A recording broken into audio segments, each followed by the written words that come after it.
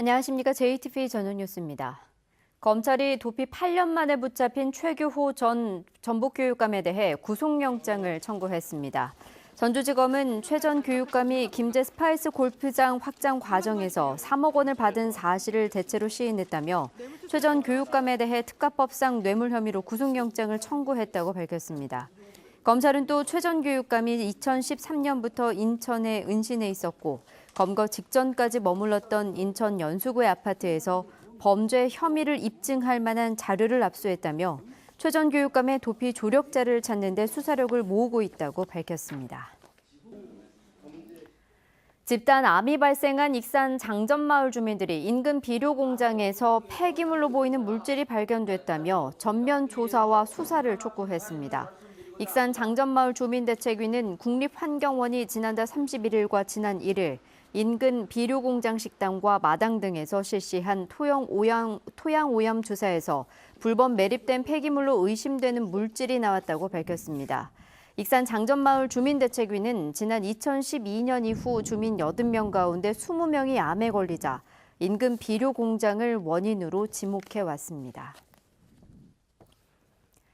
모두 민주당 소속인 군산 지역 도의원들이 새만금 재생에너지 단지를 비판하고 있는 민주평화당을 강력히 규탄했습니다. 이들은 현 정부가 개발공사 설립과 예산 증액 등을 통해 새만금에 확고한 의지를 보이고 있는데도 평화당이 정치적인 입지를 키우기 위해 실상을 터무니없이 과장하고 있다며 정략적인 행동을 중지해야 한다고 비난했습니다. 민주당은 재생에너지 단지 조성 계획에 대한 민주평화당의 비판이 계속되자 최근 전북도당 차원의 성명을 낸 데 이어 논란이 확산되는 걸 차단하기 위한 조치에 잇따라 나서고 있습니다. 도내 수소차 산업 기반이 지나치게 취약해 서둘러 관련 대책을 마련해야 한다는 주장이 나왔습니다.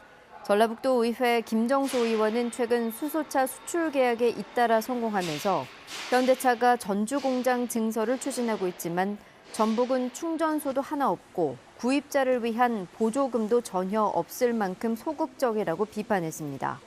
김 의원은 수소 관련 산업이 정부의 3대 국가 전략 투자 분야인 만큼 전라북도는 2020년 현대차 수소버스 양산에 앞서 지역 특성에 맞는 육성책과 보급 정책을 마련해야 한다고 강조했습니다.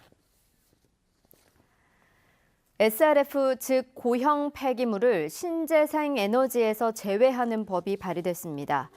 국회 정동영 의원은 고형 폐기물 발전은 다이옥신과 중금속 등을 배출할 우려가 크고 국제에너지기구 IAEA도 신재생 에너지로 인정하지 않고 있다면서 SRF를 신재생 에너지에서 제외하는 법안을 발의했다고 밝혔습니다. 정동영 의원은 전국에서 추진되고 있는 51개 SRF 발전 사업 가운데 전북 9개를 포함해 호남이 15개로 가장 많다면서 산업화에서 낙후된 호남이 폐기물 발전소 난립으로 주거 환경이 심각하게 훼손될 위기에 처해 있다고 말했습니다. 전북교육청이 3조 4천억 원 규모의 내년도 예산안을 편성해 도의회에 제출했습니다.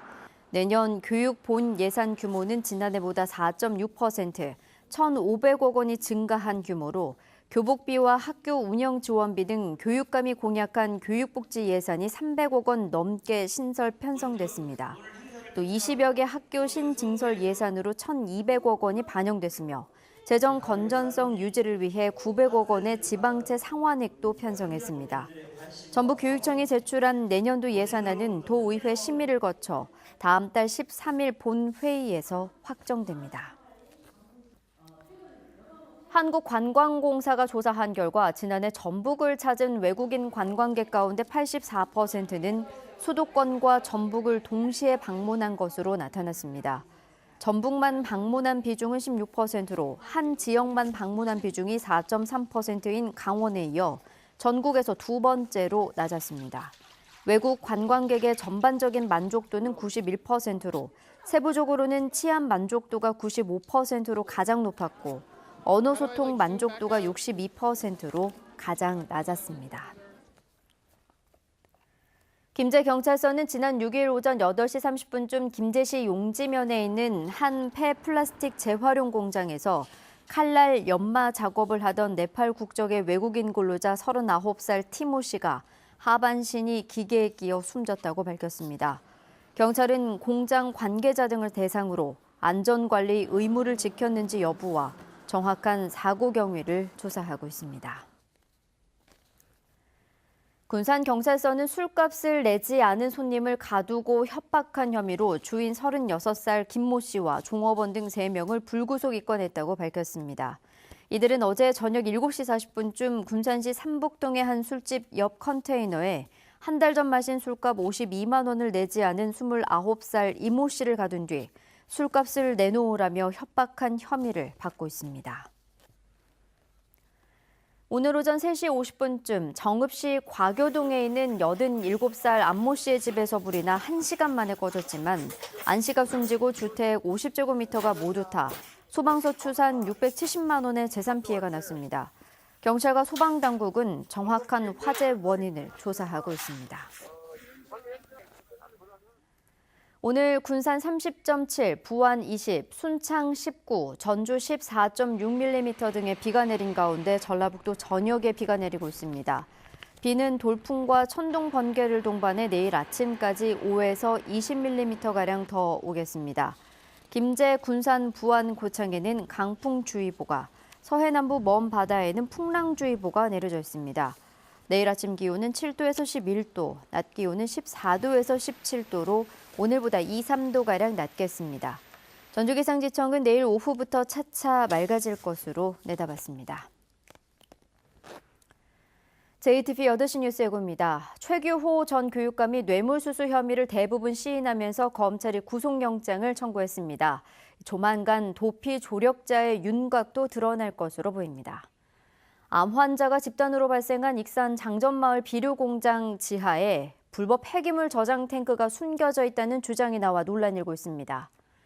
김승수 전주시장이 팔복동 폐기물 발전소를 행정력으로 막겠다고 밝혔지만 쉽지는 않을 것으로 보입니다. 쌀값 안정을 위해 비축미를 방출하려던 정부가 쌀 공매를 연기하고 목표 가격을 19만 6천 원으로 올리기로 했습니다. 자세한 소식은 JTBC 8시 뉴스에서 전해드리겠습니다.